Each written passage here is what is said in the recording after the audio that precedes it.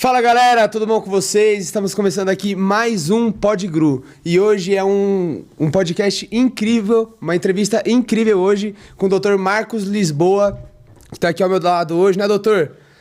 Um prazer imenso ter o senhor com a gente aqui hoje, viu doutor? Eu que agradeço o convite, estamos aqui para falar um pouco, bater um papo, contar um pouco sobre a nossa vida e dar um recado importante para você que assiste o Podgru.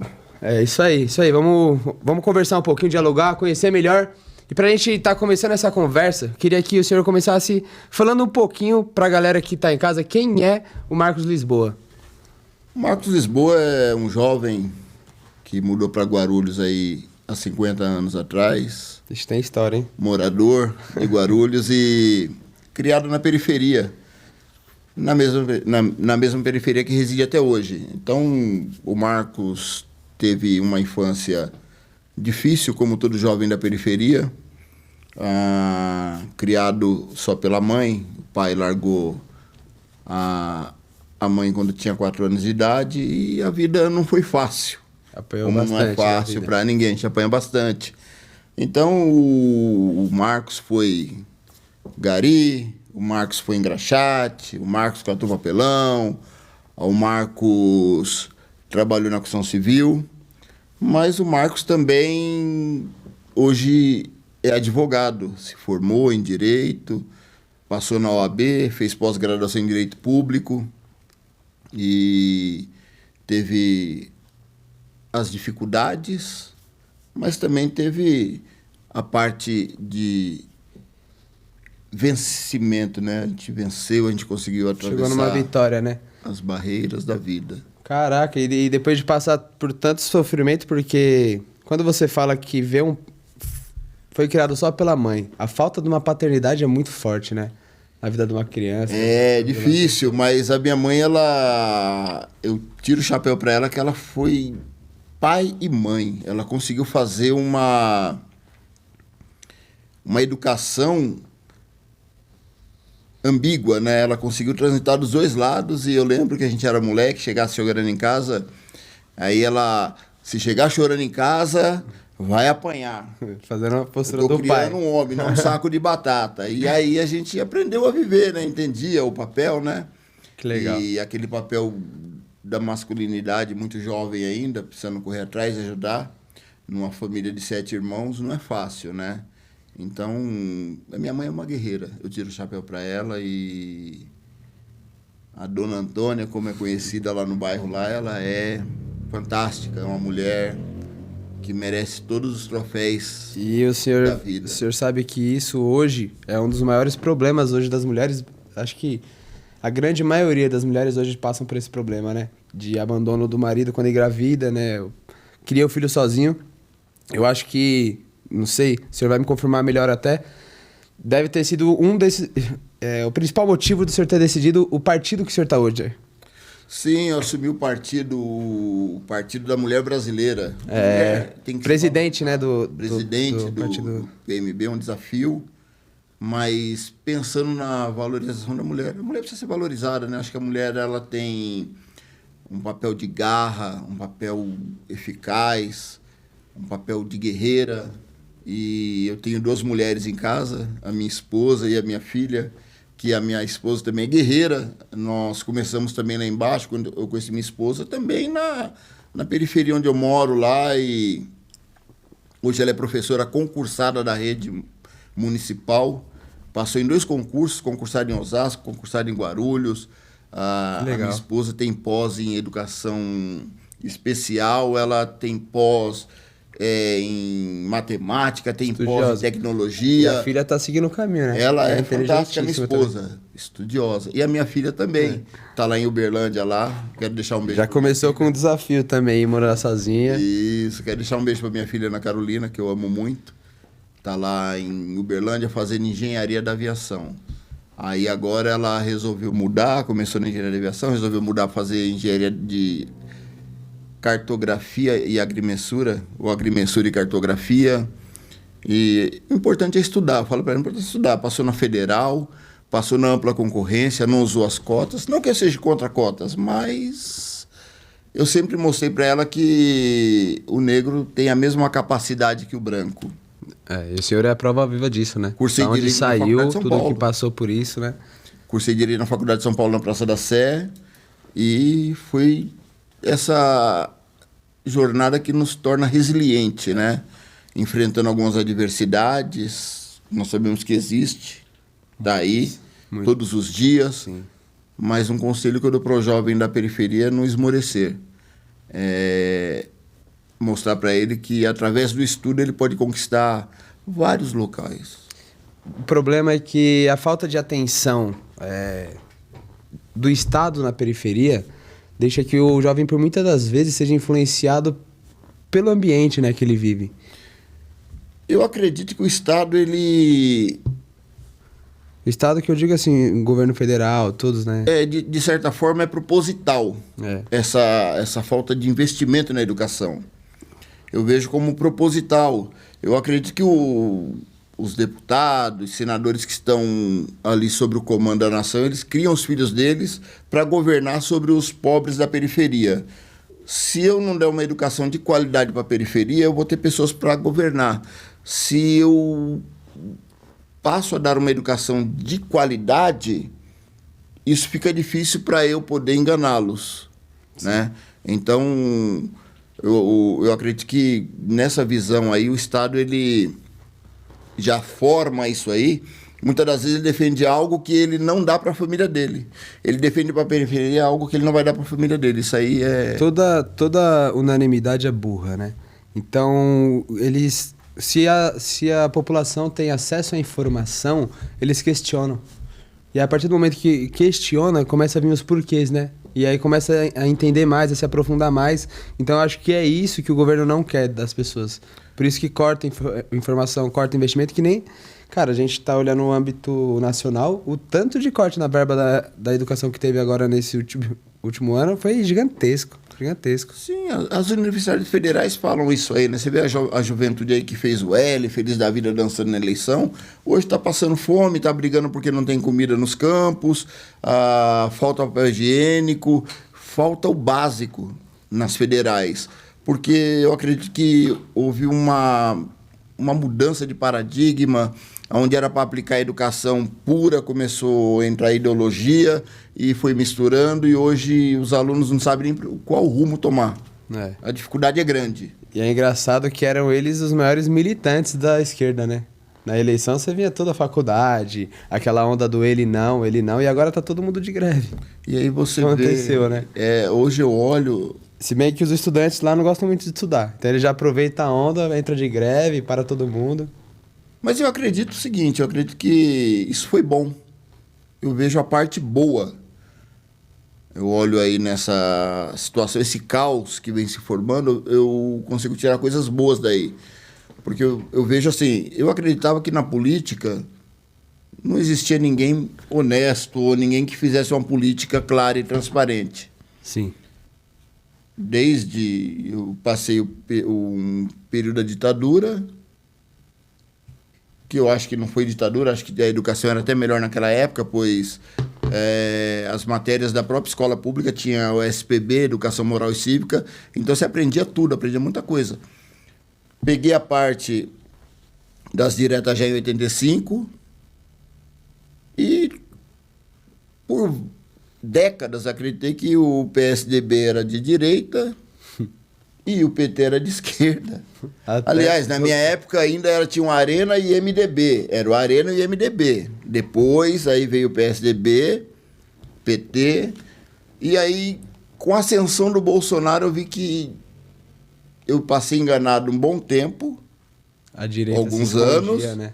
A ascensão do Bolsonaro mostrou que é possível fazer uma política limpa, uma política honesta, que tem como fazer, só não faz quem não quer.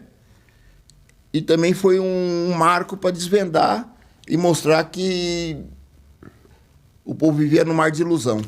Mas você sabe que acho que o maior feito que teve no governo Bolsonaro foi ele ir contra essa ideologia da esquerda de manipular as pessoas, né? Tanto que o Bolsonaro levantou milhares de líderes pelo Brasil.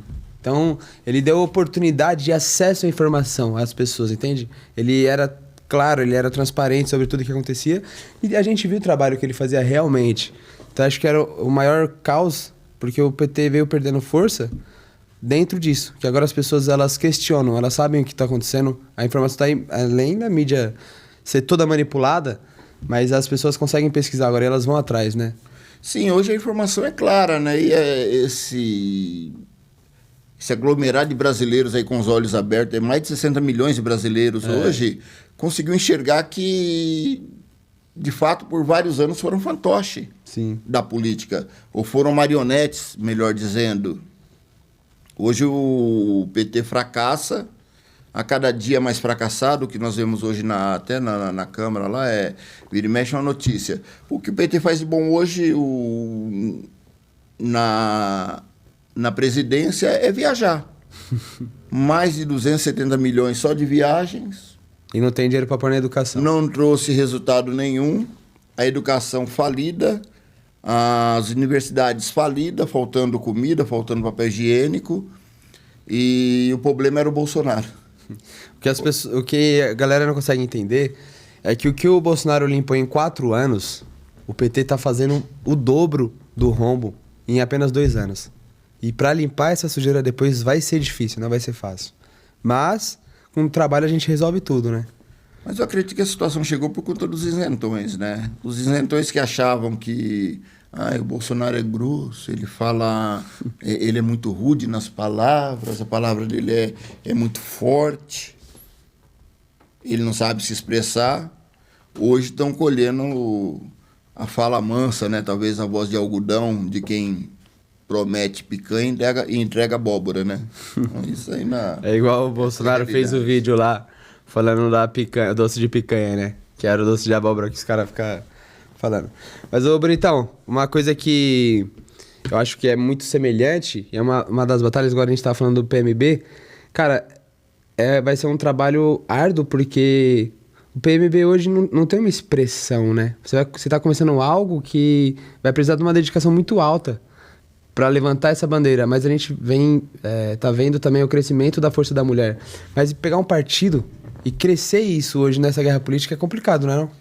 É complicado, mas na verdade assim, eu acho que aquilo que é fácil... É por um sonho e uma ideologia mesmo, né? E aquilo que é fácil demais acaba não sendo valorizado na frente, né? Quando você investe, eu vou dizer mais ou menos assim, quando o Bolsonaro pegou o Brasil, pegou numa situação ruim. 16 anos, 14 anos de PT. O Temer, com 2 anos, tentou dar uma arrumada em algumas coisas, mas a gente sabe que também não era fácil. Já tinha dificuldades grandes.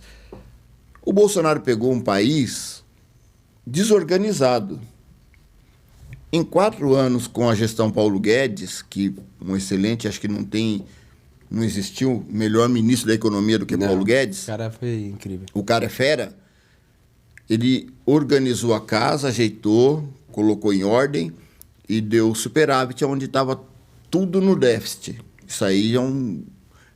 Em 4 anos, arrumar 14 anos de bagunça... É difícil, mas aí você pega e vê que o brasileiro ele não pensa fora da caixa. Analisa a mente do brasileiro. Vem um governo de esquerda que ficou 14 anos... Aí ele volta de novo para uma reeleição dizendo que vai consertar o que estava bagunçado. O brasileiro não consegue pensar. Quem que foi que bagunçou? Como que o bagunceiro vai arrumar a casa? Se o cara já fez a bagunça em 14 anos, como é que ele vem com a promessa de que ele vai arrumar aquilo que estragaram? Ele mesmo estragou. Então não tem como ele arrumar o que ele estragou. Ele vai piorar o que ele já havia estragado. Mas o brasileiro, por falta de pensar, eu acredito nisso aí quando eu falo da educação, a educação te tira fora da caixa e faz você pensar um pouco além. O saudoso Rui Barbosa, ele era um pensador, um advogado, eu admiro muito ele. Uma das frases é o seguinte: aquele que não luta pelos seus direitos não é digno de ter. Então, se você não é uma pessoa que corre atrás daquilo que é um direito seu, você não é digno de ter aquele direito. E às vezes você olha a periferia amortecida, sendo surrupiada em todos os seus direitos, e muitas das vezes conivente, porque se prostou diante de uma ideologia, talvez daquela alegria festeira de final de semana, de fazer um churrasco, de comer uma picanha, né? E essa picanha não chegou. Chegou abóbora. Aliás, você vai no mercado hoje, um saco de arroz. Ultimamente nem o arroz está chegando, né? Um saco de arroz no governo do ódio era R$15, no governo do amor tá 50. Ué, peraí, alguma coisa está errada. O governo do amor trouxe aí muito amor. Você pega o governo do ódio, os Correios davam lucros no governo do ódio. No governo do amor, o Correio afundou novamente. A Petrobras estava dando afundou. muito lucro, né? Então, no governo do ódio, as coisas funcionavam. No governo do amor, eu não estou entendendo. Às vezes fica difícil você compreender isso aí. Então, quando você pega um partido, hoje, no caso do PMB, o Partido da Mulher, que, repito mais uma vez, deve ser muito valorizada a mulher, ela merece esse valor, porque a mulher é aguerrida, é guerreira. Hoje, a ideia do PMB é você pegar de um limão e fazer uma limonada. É mostrar que é possível você transformar a vida de pessoas, pois só a política pode transformar. Não existe um meio de você trazer benefício para a sociedade se não for por meio da política. Então, sem a política, você não consegue fazer benefícios. A política abrange tudo, né? A política toca em todas as áreas. Desde a antiguidade, né? Desde os primórdios, a política sempre é um sistema de governo, né? Cara, acho que sua filha deve estar orgulhosíssima, né? O pai é presidente do Partido da Mulher Brasileira, rapaz. Não é pra qualquer um isso, não. E no âmbito de Guarulhos, porque chegando às eleições, a gente começou a ver que brotou... Todo mundo é de direita agora, né? Todo mundo é... Não, Guarulhos é direita todinho, né? Todo mundo virou direita. Só falta o pessoal trabalhar agora. Mas o interessante que eu acho engraçado é que as pessoas se declaram de direita, mas tem candidato em Guarulhos que não tem um vídeo apoiando o Bolsonaro. Mas... não tem um vídeo, você procurar a trajetória dele todo dia, ele nunca falou isso aqui do Bolsonaro. Mas agora é bolsonarista. Dele. Mas hoje ele é bolsonarista roxo, de berço. Então isso aí é um perigo. Mas o povo hoje está politizado, o povo tem uma visão um pouco mais ampla. O povo já não cai mais nessas balelas. Então, assim, a visão hoje é diferenciada. O pessoal começou a enxergar. Outrora, há tempos atrás, o povo sabia os jogadores da seleção brasileira. Hoje não sabe mais. Mas se você perguntar quem são os 11 ministros do STF, fala nome por nome. Se perguntar quem é o presidente da Câmara, o pessoal sabe. Quem é o presidente do Senado, o pessoal sabe. Então, assim, isso mostra que o povo tá evoluindo politicamente. Já não é mais aquela ideia, aquela filosofia que o pessoal tinha assim, não, o povo tem memória curta, 4 anos esquece, e aí eu meto a mão em tudo aqui, daqui 4 anos eles esquecem novamente, eu volto novamente com a mesma conversa, a mesma ladainha, e... A velha política, né? A velha política. Mas eu acho que o senhor pode concordar comigo que essa regulamentação da mídia que eles querem fazer seja exatamente por isso. Então, na verdade, não tem como negar. O Brasil está numa pré-ditadura. Ou numa ditadura. Quando você não pode expressar o seu pensamento... Você... Não tem mais direito, né? Já não tem mais direito. A condição é clara. É cláusula pétrea. Que é livre a manifestação do pensamento. Sendo vedado anonimato. Ou seja, você não pode ficar quieto. Você pode expressar. Mas quando você vê pessoas sendo julgadas por crime de opinião, pessoas sendo condenadas por pensar diferente ou por falar diferente, nada difere de um regime ditatorial. Acabou a Constituição. Por outro lado, eu tenho que tirar o chapéu aqui para o Elon Musk e falar, o Elon Musk o papel que o Senado não fez e que a Câmara não fez, o Elon Musk está fazendo. O pessoal tentou dar uma trucada nele, ele já voltou no 6. Pegou todos os documentos, jogou, aí a Câmara dos Estados Unidos liberou mais de 540 páginas. Eu baixei tudo lá para dar uma olhada lá. E são decisões que você olha que estava... Peraí, absurda. Como é que eu posso ser um juiz? Posso ser um promotor? Posso ser o réu?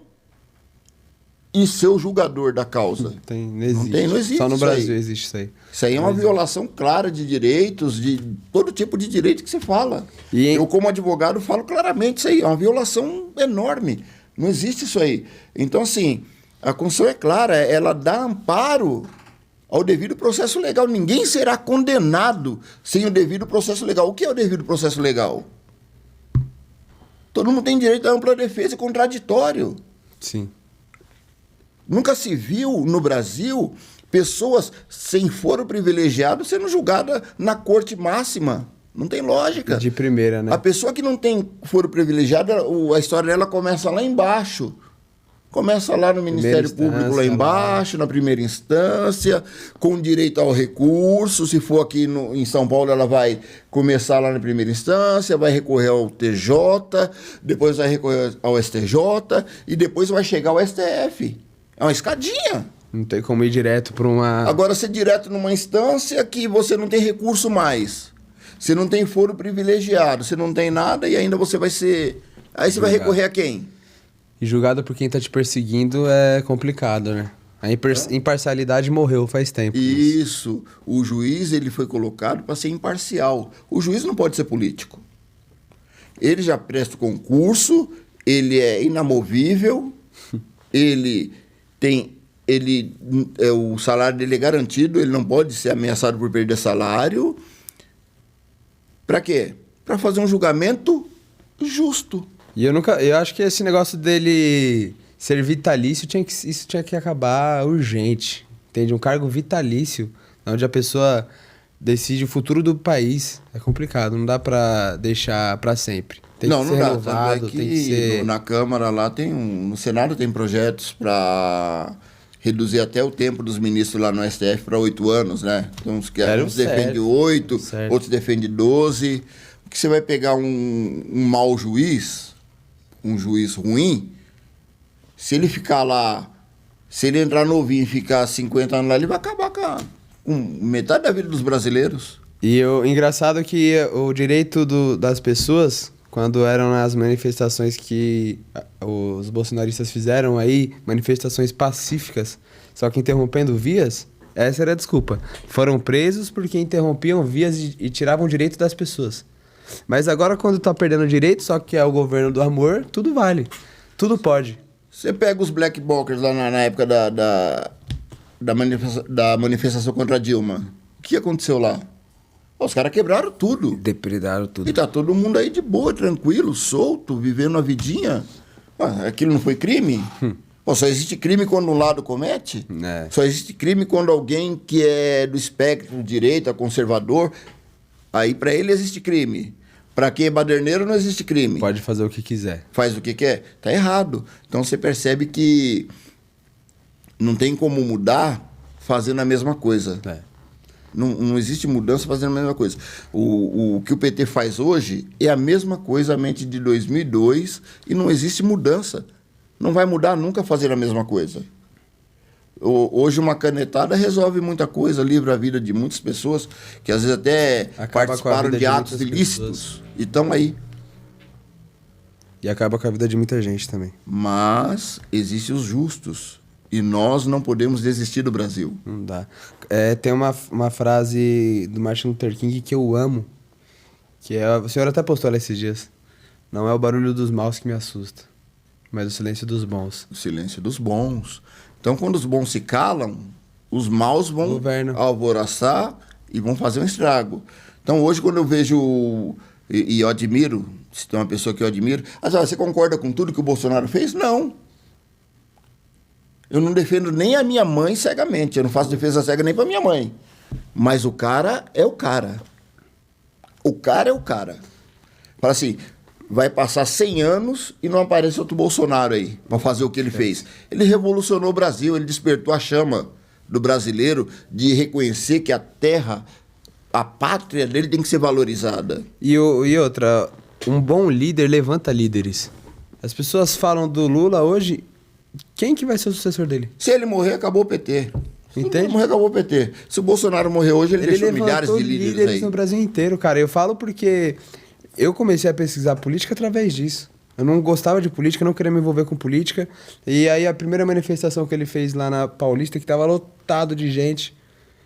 A hora que eu vi aquele negócio no verde e amarelo, a galera com orgulho levantando a bandeira do Brasil no peito, eu falei, isso é política. É por isso que a gente tem que lutar. Mas quando a gente parte da questão de líderes, eu vou pegar aqui uma crítica construtiva a Guarulhos. O prefeito não fez sucessor nenhum lá. Em 8 anos, ele não fez um deputado federal, não fez um deputado estadual, não fez sucessão. Isso é ruim. É ruim. Não pensou na cidade. Essa é a dificuldade. Então, assim, o líder, ele faz líder.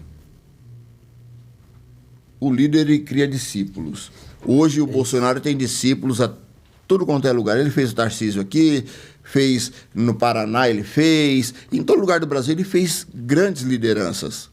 E ele pegou pessoas que apaixonadas pela nação, né? Porque, cara, ele trouxe o Tarcísio de outro estado, cara. Colocou. E é o que ele tá fazendo em São Paulo. Acho que desde que eu me conheço por gente, devido à baixa idade, claro, ele é o melhor governador que já teve em São Paulo. O Tarcísio é diferenciado, né? Ele é um cara bem inteligente. Você pega o Cleitinho, entende? O Nicolas Ferreira. Você vai pegar o Cleitinho hoje. O Cleitinho é um dos senadores mais aguerridos que tem no Senado ali. Você pega o Nicolas.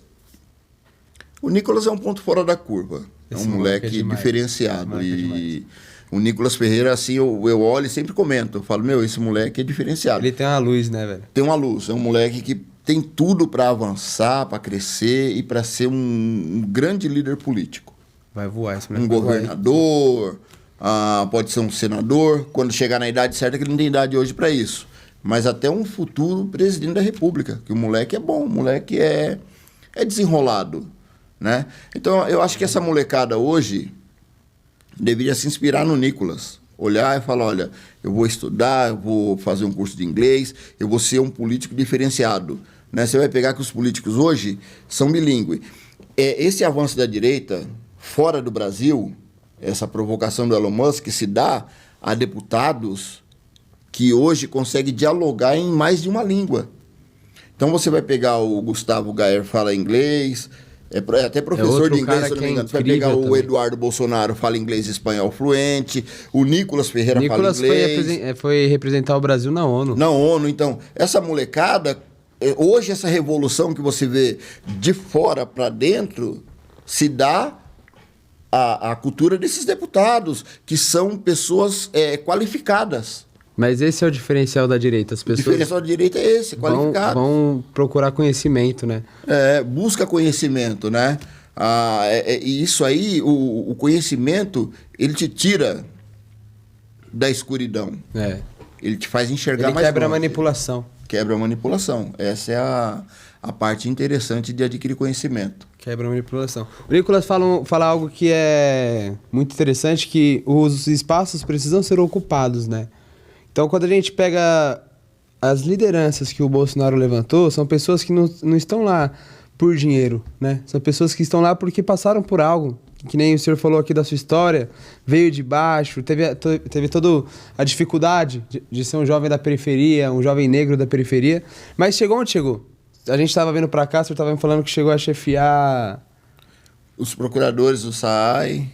Cara, a atingir níveis que... Fui secretário de esporte, fui o primeiro secretário negro no escalão, né? Sou grato ao prefeito Guti, não sou uma pessoa de ser ingrato a ninguém. Tem que reconhecer. Tem que reconhecer. Sim. Você tem que sempre lembrar de quem te ajudou. Hombridade. Né? Pessoas que te ajudaram, você tem que reconhecer. Não adianta você pegar e falar, o porquê do erro do fulano, eu vou esquecer o que ele fez. Não, errou numa parte, na outra tá certo, e você tem que equalizar. Mas sempre ser grato. Nunca esqueça de quem te ajudou, de quem esteve na mão nos seus momentos difíceis. Tem que ser. Então, eu acho que são pessoas assim como o senhor que tem que ocupar os espaços, que estão lá porque já passaram, conhecem, viveram nas partes mais difíceis, passaram por situações terríveis na vida. Então, estão indo por uma ideologia, né? Estão indo por um propósito maior. Então, eu acho que a política tinha que ser ocupada por pessoas assim. Eu trabalhei na Defensoria há 2 anos. Defensoria Pública. Vi excelentes defensores. O que eu vejo hoje é o seguinte, que os espaços foram ocupados por pessoas ideologizadas. São pessoas que têm capacidade jurídica para exercer, mas que defende uma ideologia. Então ela consegue pegar aquela capacidade jurídica que ela tem para defender a ideologia dela, seja para a esquerda ou seja para a direita. Os órgãos públicos, a maioria deles estavam abarrotados de ideologia de esquerda, porque a direita, nessa parte, deixou a desejar.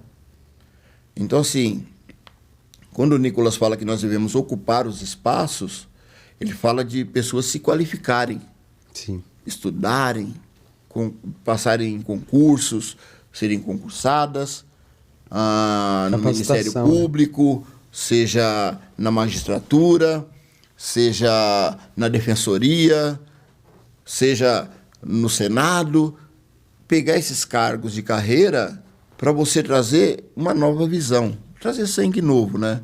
Na verdade, que a política tem que ter sangue novo. Sempre, você olha ali hoje no Senado, ali tem dinossauros que estão ali que... Você vai pegar o Renan Calheiros mesmo, é um. Tá lá... Nunca moveu uma palha, né? Não, sem contar que tinha mais de 12 inquéritos dele lá, tu sentar em cima lá e vai morrer no inquérito, outro inquérito. Não vamos para algo muito grande, não. Vamos parar na Câmara Municipal, entende? Na Prefeitura de Guarulhos, a gente tem pessoas lá de 10 mandatos, cara. 10 mandatos na Câmara. E aí, como é que muda o pensamento? Já tá enraizado já. É o que eu falei, não tem como você fazer coisas diferentes vivendo a mesma coisa. Né? Não adianta você fazer a mesma coisa achando que vai dar... as mesmas decisões. Fazendo a mesma coisa hoje não vai dar resultado diferente amanhã.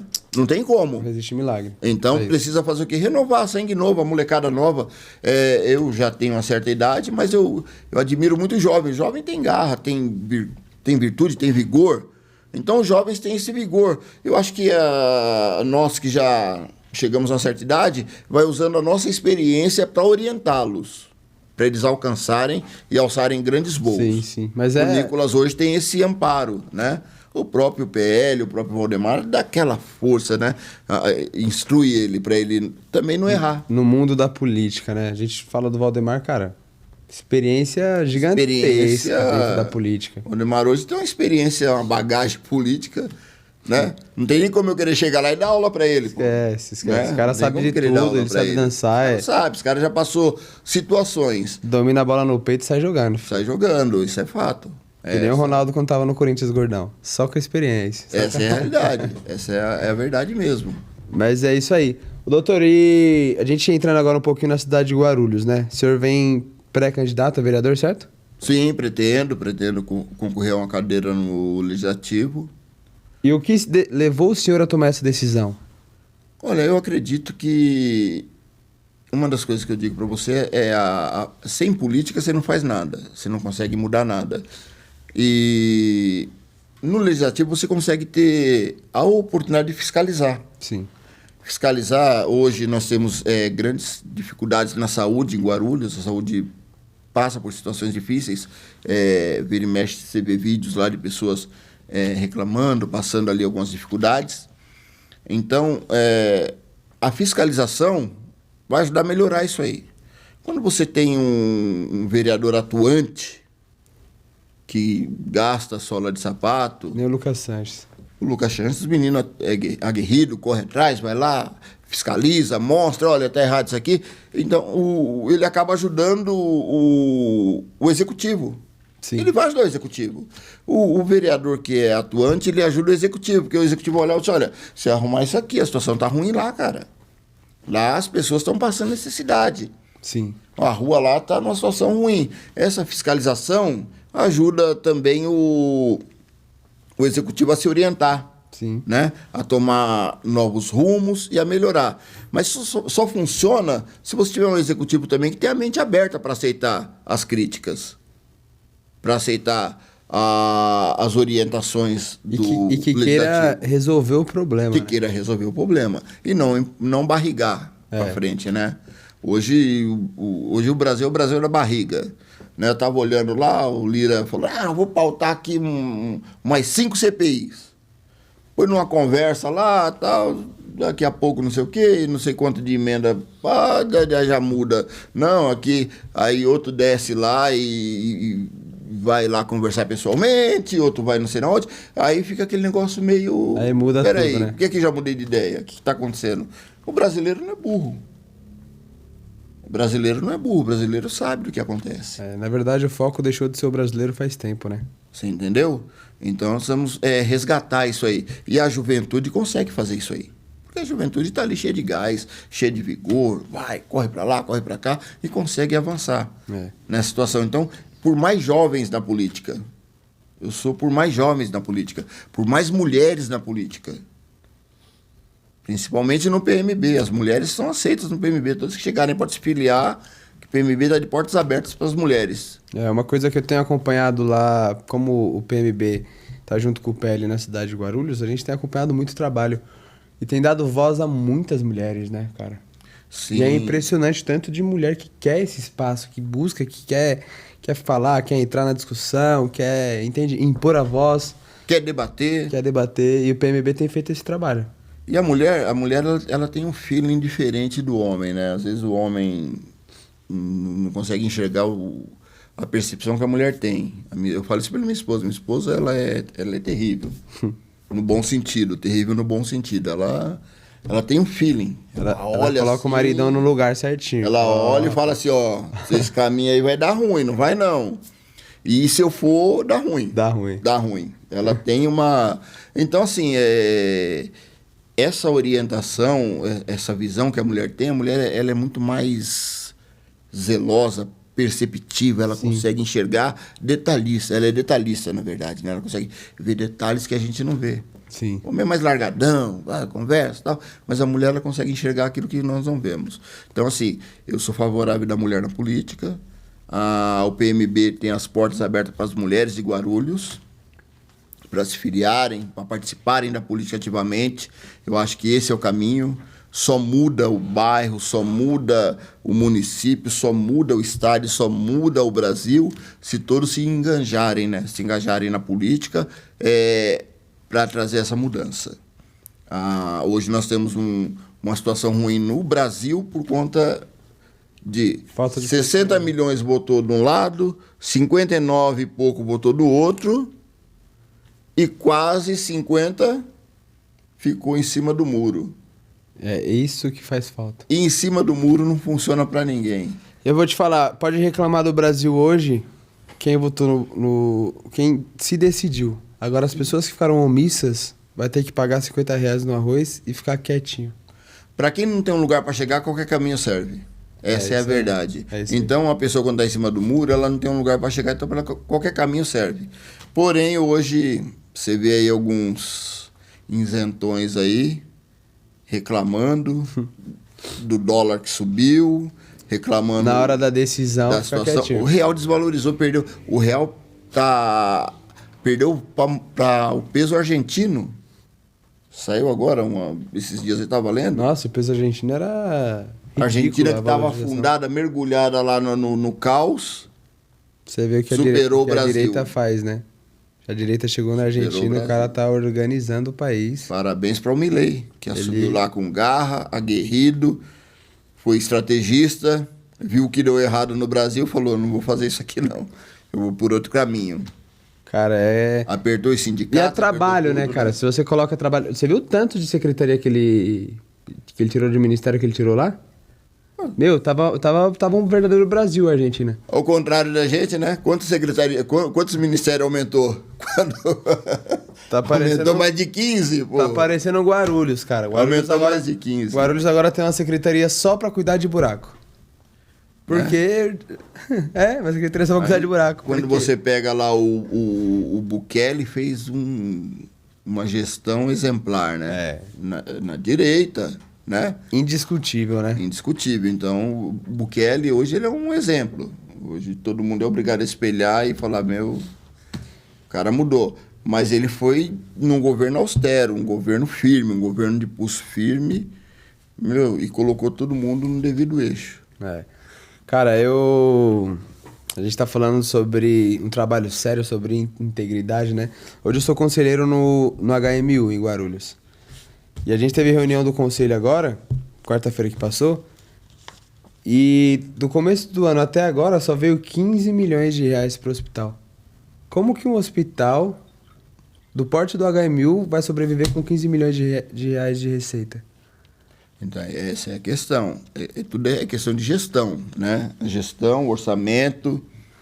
O senhor sabe que a previsão de investimento ano passado foi declarada pelo governo 1,4 bilhões, né? Para a saúde. Para a saúde. E a gente só tem 12 hospitais. E para um foi mandado 15 milhões. Então, mas você vê que quando a gente vai nessa questão aí, a dificuldade que é, você vai pegar hoje a dengue. E meio a dengue, viu? A dengue já passou o caso de dengue, já está quase virando uma epidemia. Não, uma epidemia já, daqui a pouco virá uma pandemia de dengue no Brasil. Já é uma epidemia. Vai virar uma pandemia de dengue. Se fosse na época do Bolsonaro, Ixi. Genocida. A falta de vacina. Genocida, tira o genocida. Querem matar o Bolsonaro. Mas no governo do amor, não tem problema nenhum. Essa é a hipocrisia. É triste. Essa é a hipocrisia. No governo do amor pode morrer de dengue. Não precisa comprar vacina. Quantas pessoas estão morrendo de dengue? Cara, ninguém fala nada de vacina. Agora... Atrasa na compra da vacina, não compra vacina. A prefeitura fez um negócio lá em Guarulhos que desafogou muito. Eu falo porque eu acompanho o HMU, essa tenda da dengue. O senhor viu? Montaram tendas do atendimento da dengue. Cara, desafogou muito o hospital. Ainda continua lotado. O hospital em Guarulhos é uma questão assim, invencível. Mas essa questão da dengue desafogou muito. Muito, cara. Sério, foi uma atenção que eles deram que ficou assim, sensacional. Mas deu uma aliviada. Mas, porém, quando você olha o tamanho da hipocrisia, as vacinas para dengue não chegou a tempo. Não houve investimento em vacina. Não comprou. E aí o governo do amor não chama ninguém de genocida. Engraçado. No governo do amor tá tudo certo. Em Nárnia tá tudo bonitinho. Engraçado que eles... Até na educação, as universidades federais estão protestando, mas ninguém fala que é o governo federal, entende? Eles ficam lá paralisados para receber a verba, só que você não vê ninguém indo para cima e chamando o presidente, falando: e aí, presidente, cadê o dinheiro da universidade? Por que cortou investimento da educação? E então, tipo, mas se fosse na época do Bolsonaro, todo mundo ia pra cima dele. Porque o Bolsonaro não pode fazer nada, né? E outra coisa, o senhor viu que a ministra Marina Silva criou uma nova verba para as questões climáticas, só que ninguém olha pra Amazônia, né? Os indígenas morreu mais Yanomami na gestão Do amor. atual do que na gestão do ódio. Só que falavam que o Bolsonaro perseguia os indígenas. Perseguia os índios, mas a morte superou no governo do amor. E A ninguém fala queimada, nada. rapaz, se a gente olhar a questão... Eu tava vendo uma pesquisa que falou que já tem em espaço que tá sendo queimado 10 Rio de Janeiro. Cadê o Mark Ruffalo? Cadê o Leonardo DiCaprio? Cadê a galera do Salve Cadê a Amazônia? Greta Thunberg? Né? A Greta foi presa esses dias lá fazendo arruaça lá, os caras prenderam ela lá. Mas cadê esse povo? Cadê o Caetano Veloso, Pra Gil? cantar musiquinha. Cadê o pessoal né? A galerinha do amor pra defender a Amazônia? Só que Cadê? a Lei Rouanet tá comendo solta, né? Na Lei Rouanet pode, né? Tá comendo Na solto. na Agora Lei pegar Rouanet, esse a Cláudia investimento. Raia tá nadando de braçada, né? O que o pessoal não entende, a gente fala porque a Amazônia é o pulmão do mundo. Se continuar essa queimada, aonde a gente vai parar? Mas a nossa diferença é a seguinte: quando o Bolsonaro assumiu, a Amazônia era do Brasil. Quando o governo do amor assumiu, a Amazônia passou a ser do mundo. Quando ele tocou os franceses lá... Se é todo do criticando. mundo, tem valor.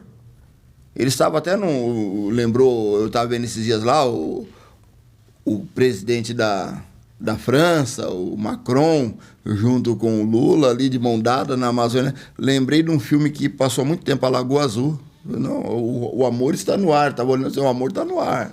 As pessoas não entendem que o Bolsonaro tocou os franceses e vem o Lula de mão dada com o Macron. Não, e na Amazônia lá os dois de mãozinha dada assim, parecia um casal magnífico. Devia ter sido difícil achar uma parte da Amazônia que não tá sendo queimada, viu, cara? Porque, vou te falar, a maior queima da história. Se a gente pegar, eles estão falando que é 10 vezes o Rio de Janeiro, olha o tamanho do Rio de Janeiro. Então, você vai pegar 10 vezes o Rio de Janeiro, é um estrago muito grande. Porém, ninguém fala nada. Essa hipocrisia, às vezes, ela indigna o cidadão de bem. A pessoa que tem moral, que tem amor pela pátria, ele se indigna. Diferente da pessoa que não está nem aí. Pessoa que está só pelo dinheiro. Não, me dá dinheiro, está resolvido o problema, né? Infelizmente, é o que acontece. Passaram 5 anos acusando o Bolsonaro da morte da Marielle. Quando descobriu que não foi ele, que ele não tinha vínculo nenhum, acabou a Marielle, acabou todo mundo. Já estão pensando em tirar a Aniele Franca lá do ministério, tal. Acabou. Vai entender.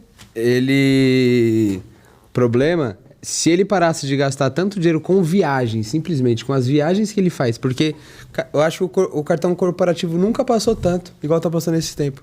E aí a gente olha a ministra, esses dias eu tava numa igreja, o pastor foi falar bem da Marina. Não, eu não aguentei. Eu falei, se ela trabalhasse, estaria bom. Ela só trabalhasse. Ela é ministra. Ela é ministra do meio ambiente. Ela tem que cuidar do meio ambiente. Mas você sabia que a mídia vendida, como é que faz? Ela saiu na revista agora como uma das 100, né? Pessoas mais influentes. Influentes na onde? No quê? A Marina? A Marina saiu esses dias aí, eu tomei até um susto, estava lendo, eu falei... Ela influencia o quê?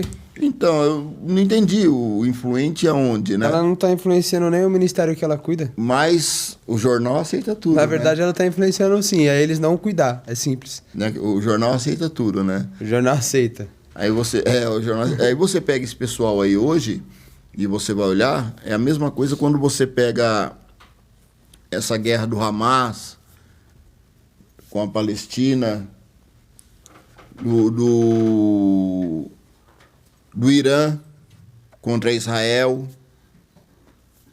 Israel sendo perseguido ali e pessoas aqui defendendo o Hamas, defendendo o Irã. Mas a gente entende que o governo atual não liga para as pessoas quando ele se torna uma persona não grata em Israel, entende? Cara, o cara que defende o massacre de terroristas, isso é vergonhoso. Isso é vergonhoso. O Brasil tinha que acordar sentindo repúdio do presidente.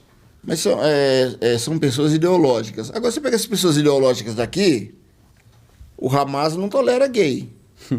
O Hamas não tolera essas coisas aí. Aí, como é que a pessoa consegue defender isso aí aqui? Porque se ela for lá morar lá, morre. Ela morre lá. Ele morre. O Hamas odeia homossexual. O Hamas não aceita lésbica, não aceita nada disso aí. Se a pessoa for lá, ela vai morrer lá.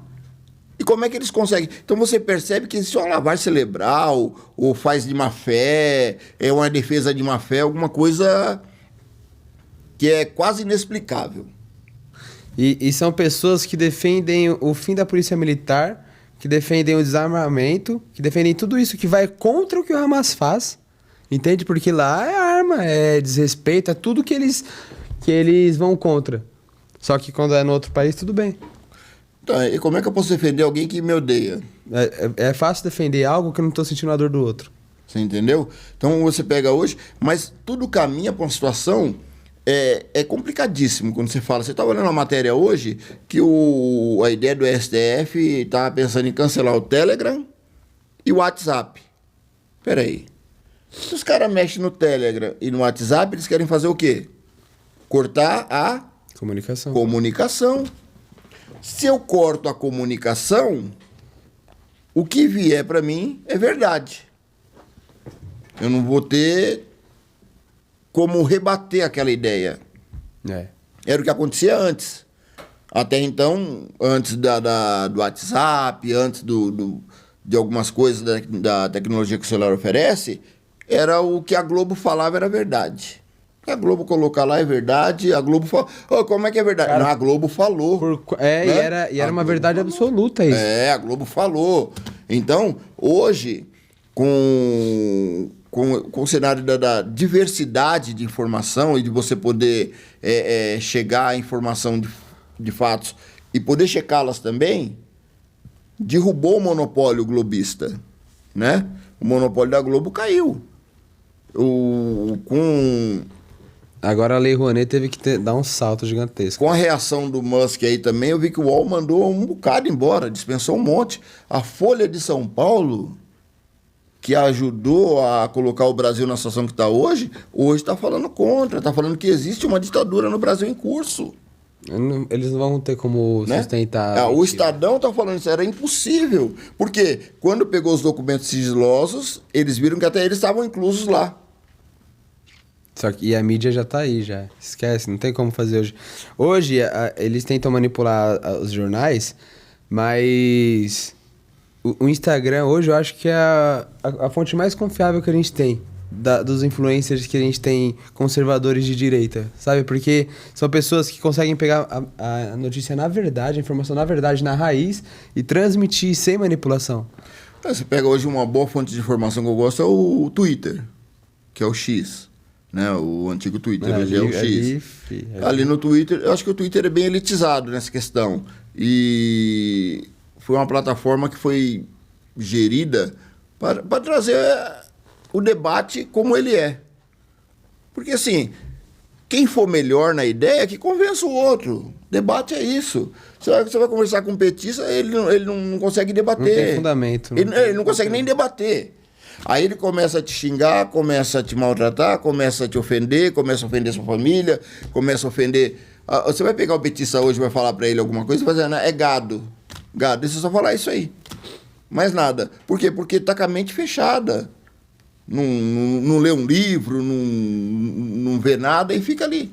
Então ele fica repetindo, virou uma máquina de repetir ideias, só né? Pegando informação da Globo e colocando pra dentro só lixo, né? Só informação. E também não sai nada lá, né? Não sai nada ali na Globo, não sai nada. Você vê, cada dia é pior. Mas o jornalismo lá. Todo dia eles trabalham para tentar arrumar uma coisa. O negócio está fervendo lá nos Estados Unidos, acerca da censura no Brasil, mas você não vê as grandes mídias dar um pio. Ninguém fala nada.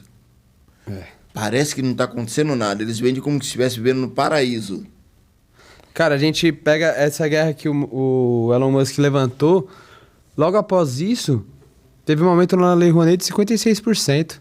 Como que pode? Ninguém entende o que está acontecendo. Ninguém entende o que eles estão querendo manipular por trás de tudo isso, entende? Então as pessoas tinham que acordar, né? Eu acredito, assim, na minha leiga visão, eu acredito que o ser humano ele só evolui na dor. E é o que o ser humano está passando hoje. Então, eu espero que em 2026 a gente possa ter mudanças. Tempos difíceis criam homens fortes. Homens fortes criam tempos fáceis. E aí, tempos fáceis vai levar a criar homens difíceis novamente. Porque... Tempos difíceis, né? Tempos difíceis, homens fortes. Homens fortes. Então, quando você pega hoje, eu vejo assim, como o atitude do Elon Musk hoje, essa garra dele em defender os princípios, né? A liberdade, né? Defender a liberdade de expressão. Sim. De você se manifestar, de você poder falar o que você quiser. Essa liberdade, ela não tem preço. Não. Com isso, eu vejo também uma grande mudança, talvez para 2026. Porque quando vem caindo essas barreiras aí, hoje o Trump está na pesquisa lá. Se o Donald Trump entrar lá, vai mudar todo o cenário geopolítico novamente. E eu acredito até numa possível volta do Bolsonaro. Porque, assim, como é que eu consigo deixar uma pessoa inelegível sem condenar ele por crime algum? Quando, na verdade, você vai pegar o impeachment da Dilma, tinha crime. E a lei é clara. A lei é clara. Se existe o impeachment, a inelegibilidade acompanha. O Lewandowski, na época, rasgou a Constituição no meio. Falou, olha, você está impeachmentada, mas os direitos políticos não estão caçados. Peraí, como é que você impeach uma pessoa e no caso do direito político? Uma decisão Não tem segue a lógica. outra. Então, as ilegalidades aconteciam lá naquela época lá. Por quê? A falta de imparcialidade.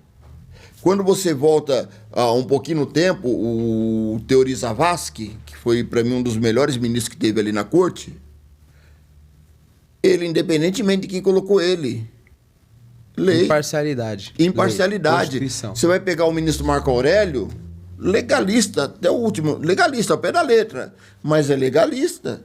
Ele chegava lá e lei. Imparcialidade. Então, quando você pega um ministro... Agora a gente tem um comunista, né? Você pega o ministro que ele quer pegar a lei e interpretar a lei, arrumar uma interpretação forçada para defender o amiguinho, não dá certo. Não tem como dar certo um Brasil desse. Não tem. E o senhor acha que esse desgoverno segue até 2026? Eu acredito que caia antes. Eu vejo aí que... Eu vejo o picolé de chuchu, que os caras falavam, o picolé de chuchu... Eu vejo ele no aquecimento, cara. Eu vejo ele no aquecimento e ali ele é um papa cadáver, hein? Tá virando água, né? Porque na época ele assumiu, o Covas morreu, ele assumiu e ele começa ali como o segundo para pegar e ser ele é o reserva, mas que assume rápido. Então, assim, do jeito que o negócio vai indo, eu não duvido, não. De logo caçarem o Lula. Aliás, só tem uma matéria hoje que existe receio disso aí, né? Já tem um receio aí de que o Lira pode pautar o impeachment do Lula, e aí já liberaram as emendas lá, né? As emendas começam... Quando falam... Começa a correr, né? As emendas aparecem na hora, né? A caneta só... Eu acho que a alegria do pessoal que está em Brasília é ouvir a palavra emenda. Não, tem emenda. Aí eles trabalham. Aí trabalha, aí começa a trabalhar. Aí alegra. Cara, mas você acha que... O senhor acredita que vai ter mudança se cair um e o segundo assume? Olha, eu acredito o seguinte. Eu vejo assim, hoje. Saiu muitas especulações que eles firmaram que um ficaria 2 anos, o outro 2 anos. Tá? Teve todas essas coisas por trás. Mas eu acredito numa mudança assim. Uma mudança que eu acredito hoje na política em Brasília. Eu acredito numa mudança para 2026. Um Senado forte. Que aí, um Senado de direita. Sai todo mundo, né? Porque se você tem um Senado forte, um Senado de direita, um presidente do Senado que não tá preso a nenhuma instância do poder, ele vai pautar o que for certo. Ele vai pautar o que for justo. Hoje você pega o presidente do Senado que tem lá, você olha assim, você não sabe. Você olha e fala, esse cara tá fazendo o que sentado ali? Como é que colocaram esse cara lá? Sim. Então, o que tem de processo de impeachment de ministro lá na gaveta dele? Ele sentou em cima de todos. Porém, ele tem contratos, né? O escritório dele defende a Vale. Então o interesse ali, né? Os interesses escusos ali, a troca de interesse é grande. Entendeu? Então, muitas das vezes, a pessoa é forçada ali numa situação. Olha, se você mexer nisso aqui, tem um processinho lá que vai começar a andar. Então, precisamos tirar políticos que tenham algum vínculo. A velha política, né? Que estejam presos a alguma situação para fazer uma política limpa, uma política justa. Eu acredito que vai ter uma das maiores mudanças agora em 2026, porque o pessoal entendeu que um presidente sozinho não consegue fazer mudanças. Então, tem que colocar um presidente que realmente quer trabalhar, presidente de direita, conservador, que conserve os princípios até o fim, mas também tem que levar uma chapa, entende? Uma base. Os deputados que estão lá têm que estar alinhados com o presidente, entende? Tem que ser... É um Senado forte, não é um Senado renovado. Eu acredito que o Senado de 2026, o Senado, vai ser um Senado quase todo de direita. Se Deus quiser. Então vai ser um Senado que vai mudar o Brasil, que vai trazer melhoria para o Brasil. Porque se você tem um Senado forte, você já começa ali. O ministro do STF começou a ser muito ideológico. Impeachment o cara e põe um cara que vai usar a lei. Aliás, eu acredito, e o pensamento meu que defendo, é que todo ministro deveria ser juiz de carreira.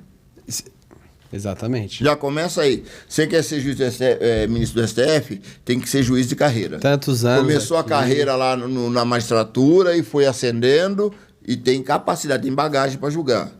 Você vai pegar os ministros que nós tínhamos antes, Aires Brito, Sepúlveda Pertence, entre outros, os caras eram... Cenário totalmente diferente. Poderia ter a ideologia deles, mas no julgamento dos caras era diferente. Lei. O julgamento deles era diferente. Até o Teori Zavascki, o julgamento era diferente. É. Você pega até hoje o próprio Cássio Nunes Marques aí, que ele foi na época no STJ, que foi pela Dilma. Mas você vê que ele é lei. Ele tem ali uma... Né? Não vou falar do André Mendonça, que o André Mendonça quase não aparece no cenário aí, né? Tá lá dentro lá e... Mas o Cássio Nunes, de vez em quando, o despacho dele é um despacho na lei. Não foge, né? A imprensa brasileira não gosta, começa a falar que foi o Bolsonaro que colocou ele lá, mas quando você vai para legalidade, está na lei. Se está na lei, a Constituição segura tudo. E hoje a gente tem visto pessoas rasgarem a Constituição. Fazer o que querem lá dentro. Hoje o Supremo é dono do país. Eu vou falar para você, eu estava vendo não é de se admirar, porque a própria OAB estava cerceando os advogados conservadores. Peraí. A própria OAB. Tanto é que você viu que teve uma debandada de quase mais 350 advogados no Rio de Janeiro lá. Largaram as comissões, largaram tudo. Mais de 350 advogados. Por quê? Porque é injusto, cara. Bom, eu não posso pensar mais? Por que eu tenho que pensar que nem você? Toda unanimidade é burra, né? Né? Eu defino a ideologia o seguinte, eu acho que todo mundo tem que ter o mesmo sentimento. Qual é o sentimento brasileiro? De um Brasil melhor. Mas não deve ter o mesmo pensamento, porque se um erra, todos erram junto. Quando todos têm o mesmo pensamento, se um errar, todos vão errar também. E quando não Mas tem o sentimento não, o sentimento move você a trabalhar. Quando não tem um questionamento, não tem evolução. É simples. Se não tem ninguém te questionando, você não vai procurar saber, você não vai pesquisar, você não vai se inteirar. Então, todo questionamento, toda dúvida, toda discussão tem que ter. E a direita preserva isso. Tanto que a direita dá espaço para a esquerda, a direita dá espaço para concorrência, para disputa. A esquerda não. Já dizia o Albert Einstein, né, que uma mente evoluída jamais voltará no seu estado original. É para frente, é sempre para cima. Quanto mais você aprende, quanto mais você conhece, dificilmente você vai voltar a pensar como você pensava antes. Né? Isso aí soma-se ao conhecimento, à idade, porque cada fase da sua vida você vai aprendendo uma coisa diferente também, né? Às vezes o jovem revolucionário e tal, e briga e vai, mas ele vai chegar numa certa idade que ele vai olhar e falar, poxa, eu fiz isso, não acredito que eu fiz isso. Porque a idade também traz experiência. É. E quando eu falo experiência, você vai pegar, ver a idade dos presidentes, ver a idade de senadores. Difícil você ver senador novo. É. Por quê? A idade traz experiência. E presidente tem a idade, né, pra ser... Até acredito que por conta disso, né? Senado, já tem uma governo, vivência, você já tem que passar de uma certa idade, porque você tem uma vivência, tem experiência, né? Você não vai fazer aquele negócio na loucura. Mas ainda assim que tem umas pessoas... Contando com a experiência agora, vamos lá. Vamos usar a experiência do homem aqui agora. O que o senhor... a visão desse ano para Guarulhos. Com a experiência que o senhor já tem, a vivência que o senhor já tem, até no âmbito político, no judiciário, tudo isso. O que o senhor analisa das eleições municipais em Guarulhos? Eu acredito na vitória do Lucas. Eu acredito que o Lucas vai para o segundo turno. Se Deus quiser, Guarulhos vai com o Alencar. Essa é a minha visão política. Ele vai para o segundo turno com o Alencar. Ah, por que não com o Eloy? O Eloy é mais conhecido, mas o Eloy ele precisa trabalhar os 77 e o tempo é pouco. Para ele trabalhar a legenda dele, o tempo é pouco. E muitas pessoas vão votar no 13. É o Eloy? Não, o Eloy é 13. Vai apertar o 13 lá e nem vê a fotinho na máquina. Acaba apertando o 13. Então eu acredito que eu vejo aí uma disputa no segundo turno entre Alencar e Lucas. Posso estar enganado, posso errar, né?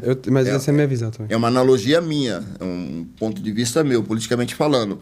Acredito também numa renovação na Câmara Municipal de 50%. Eu acho que muitos dos que estão ali não voltam.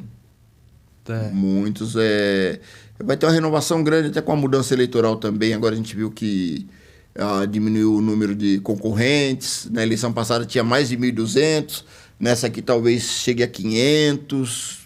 Não, diminuiu muito. Que não chega a 600 candidatos. Calmo, viu? Então vai ser uma eleição concorrida, porém vai ser uma eleição com espaço amplo para buscar voto. Eu acredito que houve uma... Aí eu quero que o senhor continue essa análise, mas com um porém agora que na eleição do conselheiro tutelar, teve uma eleição de 75% de candidatos de direita. De direita. Não, isso aí gerou até uma polêmica, a defensoria quis questionar, não, eleição é eleição. O povo escolheu. Eleição é eleição, o povo escolheu. Não colocaram o governo do amor lá, o governo do amor está lá. Colocaram o governo do amor e nós estamos vivendo no governo do amor. A gente vai lá comprar picanha, os caras vendem uma abóbora pra nós, a gente vai feliz pra casa, achando que, né? Ou vou comer uma picanha amarela hoje, né? Vou descascar a picanha aqui e vou comer uma picanha. Fazer um docinho de picanha. Você entendeu? Então, eu acredito que se o povo escolheu, é porque o povo tá com uma visão diferente. Eu sou conservador nos costumes e sou uma pessoa liberal na economia. Mas sou conservador nos costumes. Eu acho que os costumes devem ser preservados para a própria valorização do ser humano. Sim. Né? A pessoa tem que se valorizar. E quando você se valoriza, você passa a ter valor. Agora, se você não consegue se valorizar você mesmo, ninguém vai dar valor em você também, né? Então, a verdade é essa aí. Então, veja-se para a política de Guarulhos uma mudança grande. Eu acho que uma renovação, uma transformação política. A mente do povo também está bem aberta. Não é qualquer candidato, não, eu sou de direita, vote em mim que eu sou de direita, que vai arrancar esses votos, não vai arrancar. A própria direita em Guarulhos está enraizada. O Bolsonaro teve uma média 360 mil votos em Guarulhos na eleição 54%. Passada, né? 54%. E esse 54% aí sabe quem é de direita e quem não é em Guarulhos. Isso aumentou muito, que nem... E sabe que o PL é de direita em Guarulhos também, né? Sabe toda, que o PL toda a coligação do PL ali, eu eu falo isso com muita certeza, que a coligação do PL foi escolhida dedo a dedo. Os partidos que carregam esses princípios, que são conservadores realmente. Não essas pessoas que... Tem gente que quer sair candidato a prefeito em Guarulhos que já fez campanha pro PT. Sim. Tá falando agora que é de direita. Que é de direita. Mas você vai pegar ali que o pessoal de Guarulhos, hoje eu olho assim, o PL é 22. 22 é Jair Bolsonaro, ou não? 22 é Jair Bolsonaro. Sempre. Valdemar da Costa Neto que é o presidente, mas 22 é Jair Bolsonaro. Presidente então, assim, honra, né, você acha que o Bolsonaro vai falar contra a legenda dele? Não vai. Vai falar contra o 22? Você acha que o Bolsonaro vai ir contra o partido dele para apoiar candidato A ou candidato B? Não, não vai. Não tem lógica. Porque não teria coerência lógica. Não teria coerência lógica. Eu sou do PMB e vou apoiar o PT. Não teria coerência lógica. Por mais que o cara fosse meu amigo, não teria lógica. Então, assim, o Bolsonaro vai apoiar o 22. Não tem como ele falar mal do 22. Ou falar, não vota no 22. Ele tá indo contra ele. Ele tá indo contra ele. Não tem como. E ele não vai fazer isso. Não existe coerência lógica nisso aí. Então, algumas pessoas tentam vender essa ideia. Não, o Bolsonaro tá com ciclano, com Bertano, com fulano. O Bolsonaro tá com todo mundo, né? Todo mundo quer estar com o Bolsonaro, né? E outra, o Valdemar já deixou muito bem claro que quem vai decidir as eleições de 2026 é o Bolsonaro. Então ele não vai enfraquecer o partido dele. Porque a intenção é que o Brasil volte a andar. E o Brasil volte a andar com, ou, se Deus quiser, o nosso presidente Bolsonaro voltando à cena, ou ele escolhendo alguém da confiança dele. E para isso o PL tem que estar muito fortalecido. Até porque o PL hoje é o maior partido do Brasil, né? E o povo brasileiro. É o maior partido de direita do Brasil também. Não é só o maior partido do Brasil, é o maior partido de direita do Brasil, né? Então, assim, deve-se muito só ao Bolsonaro, deve-se muito também à fidelidade do Valdemar. O Valdemar é parceiro, né? Sim. E o Valdemar e o Bolsonaro são bem alinhados, amigos, né? São bem alinhados. E eu tenho certeza que o Bolsonaro não vai contra o Valdemar para agradar ninguém. Também tenho certeza disso. Essa aí eu falo cravadamente. A gente é assim, uma coisa é certa. O PL é o que é hoje por conta do Bolsonaro. Só que os dois trabalham junto. Eles vão caminhando, entende? Não vão brigar. Basta entender um pouquinho de política para você saber que o Bolsonaro não vai ir contra o PL. Esse tem o decálogo do PL, o Bolsonaro falou, tá escrito aqui, até a esquerda concorda com o decálogo do PL, pô. Porque beneficia uma das defesas do PL é a liberdade de expressão. Esse ato do dia 21 lá no Rio de Janeiro lá é em prol da liberdade, né? É Deus, pátria, família e liberdade. É uma bandeira que a gente carrega sempre, né? Sem liberdade, você não tem nada. É uma bandeira que a gente carrega e segura muito isso. Se você perder a liberdade, muitos morreram. Porque perdeu a liberdade, cara, você perde tudo. Você vai ser uma marionete do Estado. Sem liberdade, você é um passarinho preso na gaiola. Essa é a verdade. Você é um passarinho preso na gaiola. Não Essa pode é voar para lugar nenhum. Fica pulando de um lado para o outro, sem liberdade. Mas eu acredito que o Brasil não vai virar uma ditadura. Se Deus quiser. Vai sair dessa situação. Como eu disse, o Elon Musk tem feito o papel que era para o Senado e a Câmara fazer. Não fez, mas o Elon Musk entrou ali e mostrou que existe. Eu quero ver como é que vai ficar a situação da Meta, do Mark Zuckerberg, que vai falar que também não teve as mesmas condutas lá.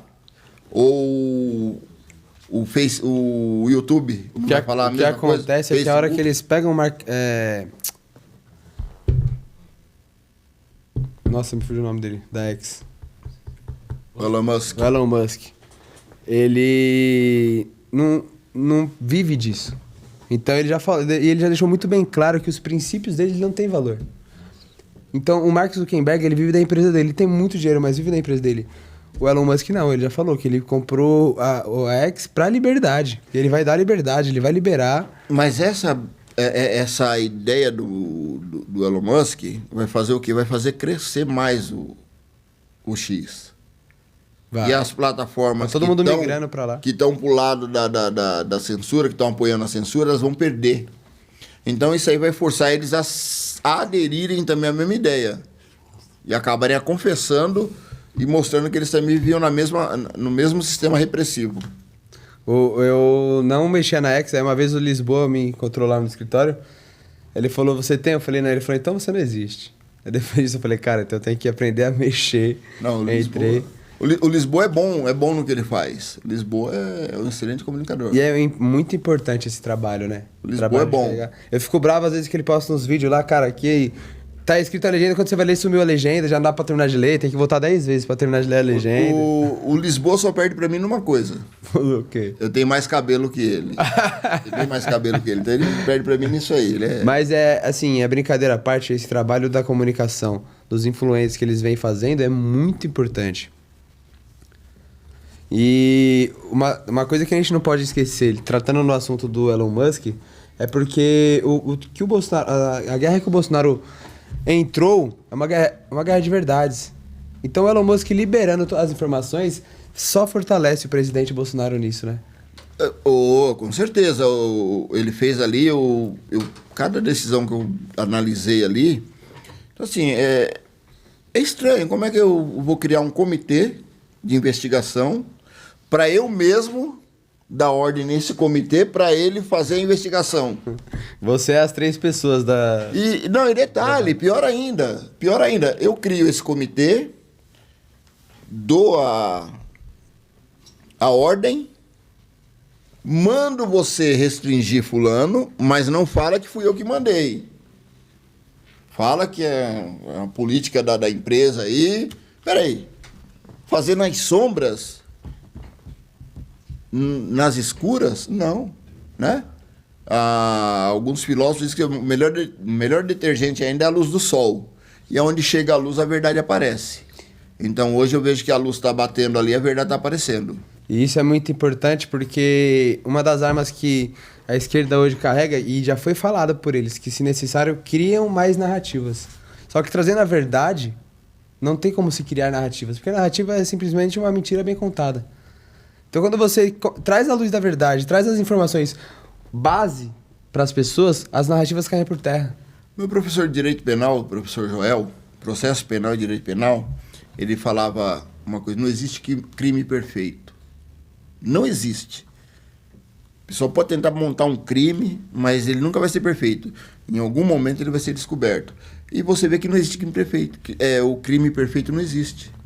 Quando eu olho isso aí, hoje, parece que estava tudo certo, estava tudo oculto, estava tudo coberto. E aí, de repente, surgem esses documentos com revelações bombásticas, estarrecedoras, né? Segundo a fala dos próprios americanos, estarrecedor algumas decisões assustadoras, alarmantes, apavorantes.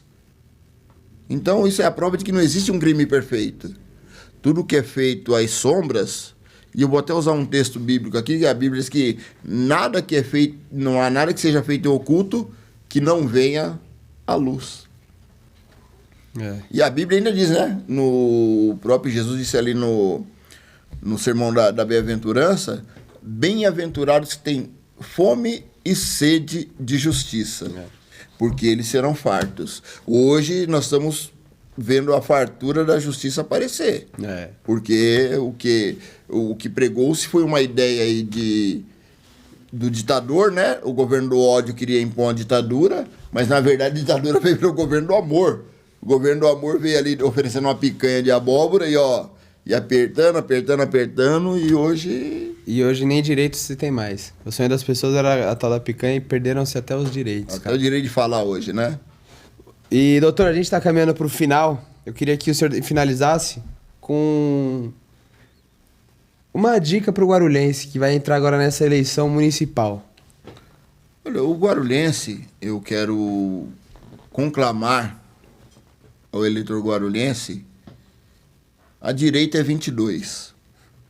Mas você é presidente do PMB 35. Eu sou, mas o 35 está na coligação. O 35 está junto com 22, né? Assim como o 11 também. Então, assim, mas a direita é 22, porque 22 é Jair Bolsonaro. Então, você, eleitor de Guarulhos, você que valoriza o voto, que valoriza os costumes, que valoriza os ideais, você que é conservador no costume, liberal na economia, é 22. 22 é Jair Bolsonaro. E é esse é o nosso líder, né? Para finalizar também, queria agradecer essa oportunidade, essa entrevista, que foi incrível. Que nem o senhor falou, a experiência é 70% do jogo, né? Então, com essa experiência, acredito que o senhor pode guiar bons candidatos, pré-candidatos, até a Câmara Municipal. Quero agradecer também ao Lisboa pela oportunidade e que, cara, parabéns pelo trabalho que você vem fazendo. Continua assim, vai firme e parabéns ainda mais pela fidelidade ao nosso sempre presidente Jair Bolsonaro. Então é isso aí, gente. Chegamos ao fim. Eu sou o Guilherme Klima e esse aqui foi mais um PodGru. Um abraço, Deus abençoe a todos vocês. Um abraço, doutor. Tamo junto. Eu quero deixar um beijo pra minha esposa, pra minha filha. Se não, apanha quando chegar em casa. E pra minha mãe. Se não apanha, senão vai dormir na casinha do cachorro, né? Isso aí, obrigado, valeu. gente.